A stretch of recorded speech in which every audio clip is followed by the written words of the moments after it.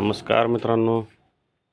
तर अशा प्रकारे आज मतदान प्रक्रिया संपलेली 5:30 वाजून गेले आणि मतदानाचा वेळ असा संपलेला आहे. तर अजून काय क्लिअर अपडेट आलेली नाही की बाबा किती मतदान झालं आहे, काय झालं आहे. पण अंदाज असा वर्तवण्यात येतो आहे की मागच्या वेळेस एवढंच मतदान झालेलं आहे, काय त्याच्यात कमी जास्त खूपसा फरक पडलेला नाही. पण मुंबई, पुणे त्या प्रकारे निरुत्साहच दिसतोय.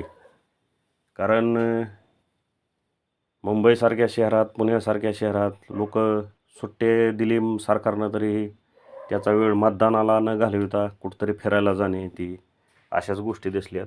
आणि जी आलेत ती लोक एकदम शेवटला आलेत, शेवटच्या तासात रांगा लागलेत, असं झालेलं आहे.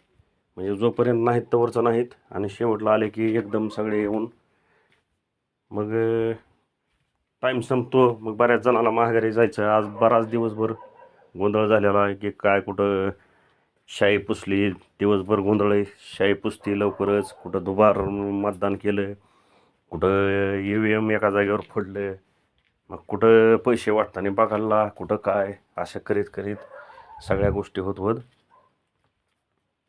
एकदाचा निवडणूक मतदान प्रक्रिया ही संपलेली आणि मतदानाचा वेळ पण संपलेला आहे. मुंबईमध्ये 60% आसपास अंदाजित आहे की 60% आसपास मतदान झालं असेल. जर 60% मुंबईत मतदान झालं असेल तर याचा उघडा अर्थ आहे की बाबा 40% लोक तर मतदानालाच येत नाहीत.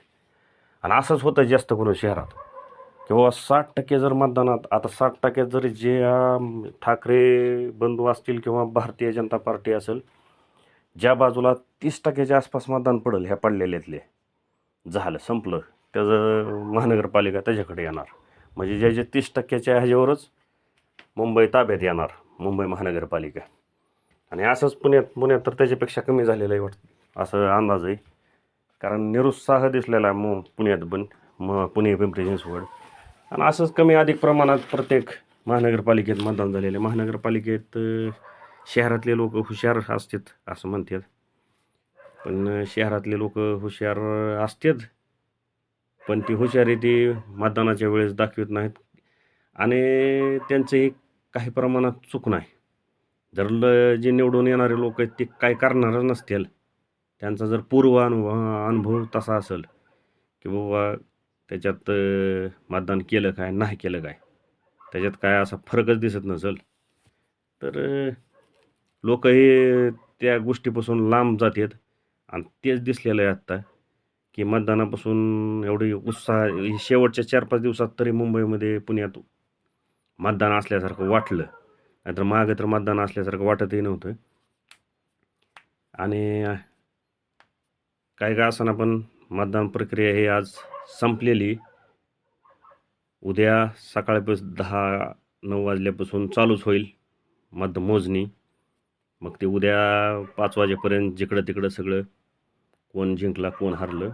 पण मतदानाची प्रक्रिया ही मतदान जेवढं झालं ही टक्केवारी एवढी काय आनंदाची आणि बरोबर नाही.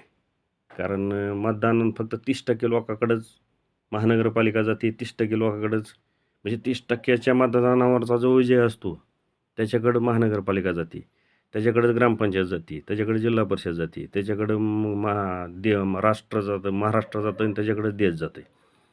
हे पण बरोबर नाही. पण त्याला लोकांची चूक नाही. जर हे नसेल तर ते बरोबरच आहे.